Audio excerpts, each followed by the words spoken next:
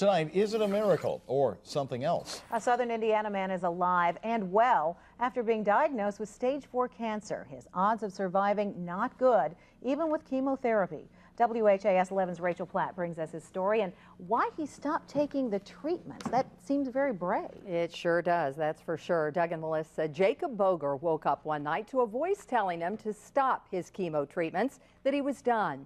And he listened. He is a man who is expecting a miracle, even though he's lost his mother, father, and sister to cancer. And it was just heartbreaking. Jacob Boger watched as his little sister lost her battle to a rare form of cancer in 1991. He'd lose his estranged mother at age 44 to breast cancer in 2002.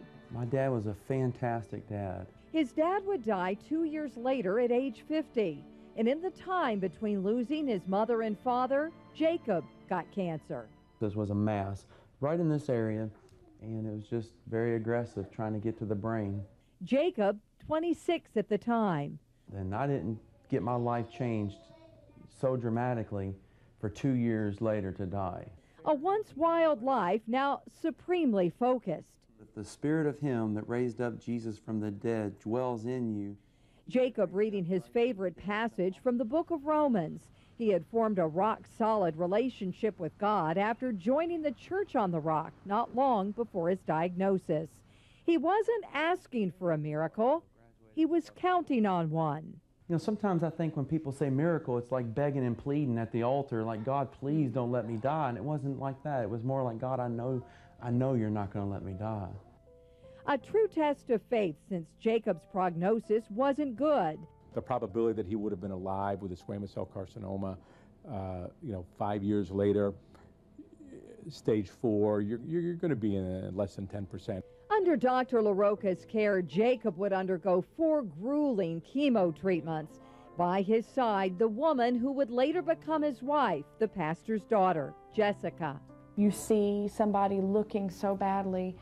It's like that's the true test of faith, to keep that alive in your heart, what you want the outcome to be. Then one night while sleeping, Jacob awoke to an inner voice. Just as loud and clear as us talking right now says, stop taking the treatments, it's over and it's done. No more chemo, no radiation. He would get one more MRI for good measure. An MRI and divine intervention, he says, that would change everything. There's absolutely no evidence that you've ever had cancer. The bone that had eroded away is replaced with new bone with no scar tissue.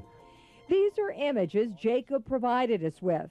The before pictures with Dr. LaRocca pointing out his tumor. All this area is tumor. This is the after. The tumor has, I think the correct term is vanished. And lo and behold, something wonderful has happened. There's no question. Something wonderful happened on an MRI. It had a spectacular response. Medicine or miracle? You say spectacular recovery. He says miracle. Yeah, and there is a connection between spirituality, the mind, and the body. And it's difficult for me to give the absolute answer one way or the other. Do you say this was a miracle? Yes. Yes, I do. 9 years later, Jacob and Jessica, husband and wife, partners and believers. The chemo and radiation treatments that Jacob underwent did come with side effects, making him sterile. Well, maybe not. Make way for another miracle.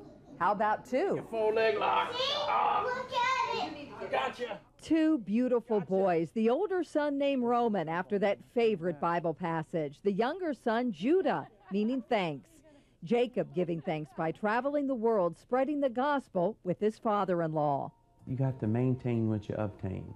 And I feel like that out of thankfulness that I would want to serve God who gave me a miracle. And you know what could have been.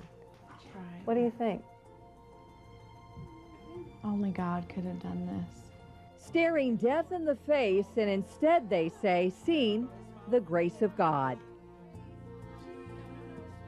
Thank you, Roman, for that little face there. Again, Jacob still cancer-free 9 years later. Another mini miracle on the way.